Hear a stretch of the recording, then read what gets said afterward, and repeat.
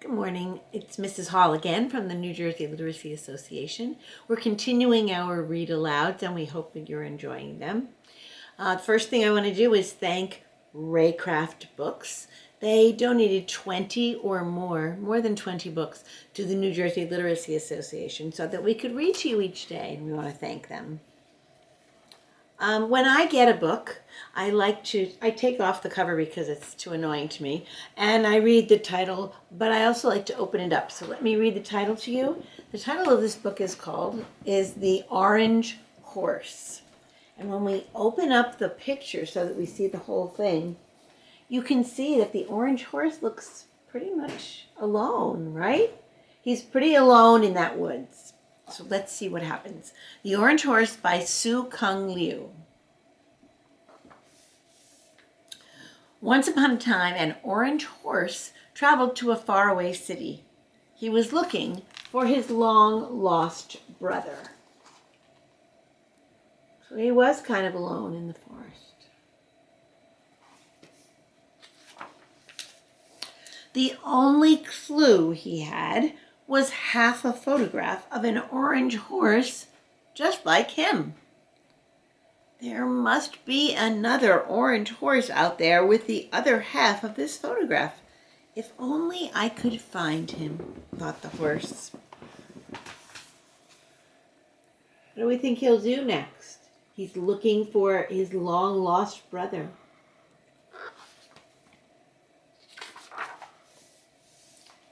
One day, the orange horse had an idea. I could place an ad in the newspaper, he said. His ad said, if you are orange and are missing half an old photograph, please come and meet me. So that sounds pretty logical.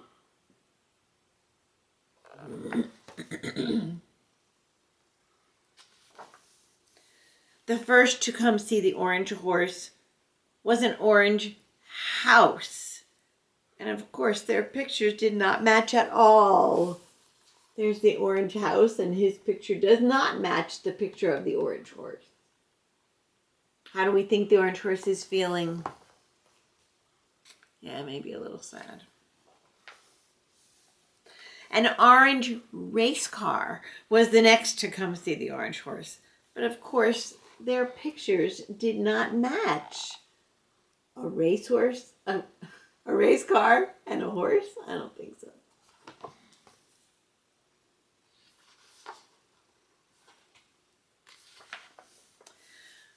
My brother should have a black mane and a black tail, the orange horse told himself. So he added more words to his advertisement. If you are orange, have half an old photograph, run fast, and have a black mane and a black tail, please come and meet me. Oh, look where he is.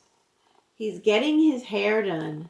I'm on day 44 of not having a haircut, and it doesn't feel good. This time an orange lion answered the advertisement. He was orange and he ran fast. He also had a black mane and a black tail. However, his photograph did not match the orange horses. They do look a little alike, right? Their colors are the same. The orange horse felt very tired and sad. I will never find my missing brother, thought the orange horse with a sigh. So he's walking throughout the city, not feeling too good, moping around.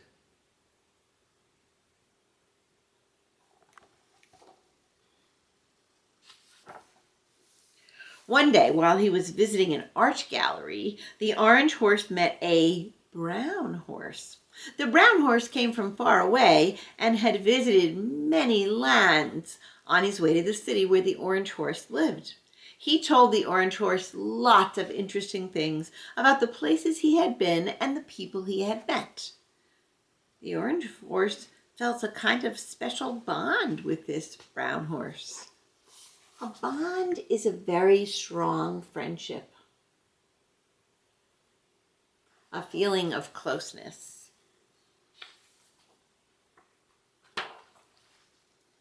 He had never felt so happy before.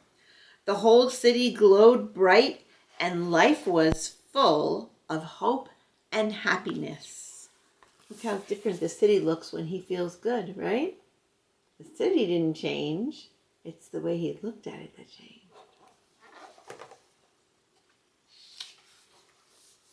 Sometimes the two horses ran together. Sometimes they ate together. And they always had so much to talk about. How wonderful it would be if the brown horse were my brother, thought the orange horse. They are enjoying having lunch in the park.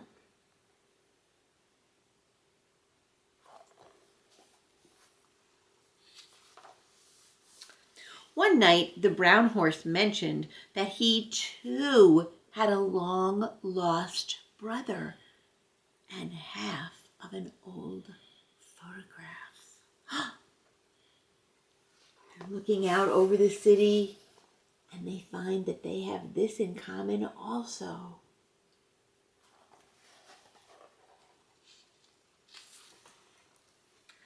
The orange horse felt a tiny glimmer of hope.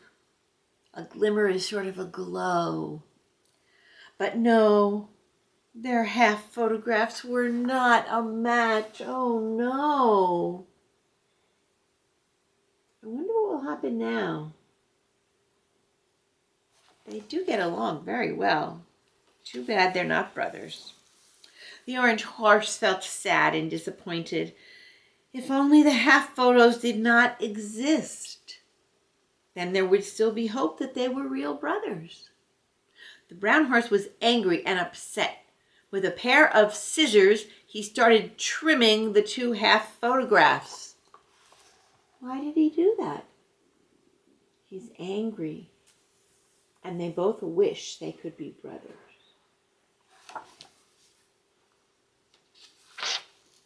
Then he stuck the two halves together.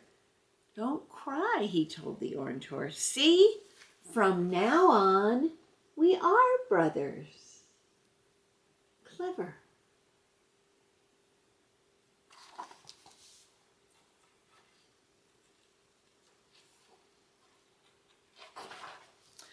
From then on, in spite of their difference in color, the orange horse and the brown horse have been the best friends and brothers ever.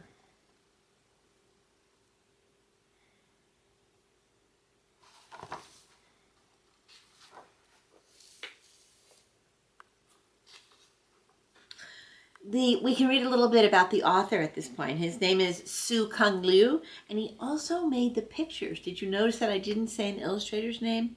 That's because the author did the pictures as well. It says he lives and works in Taipei, Taiwan. He really likes nature and people. His typical day includes drawing and writing, and he has taught at several art schools and won many awards. Oh, there's one last picture of them looking at the sunset. Orange horse and brown horse, brothers together.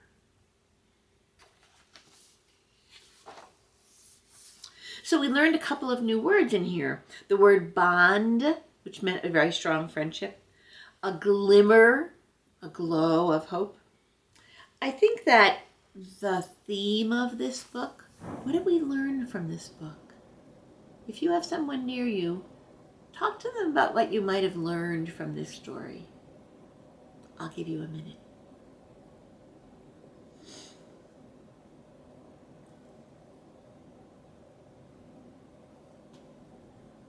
I'll tell you what I learned from this story.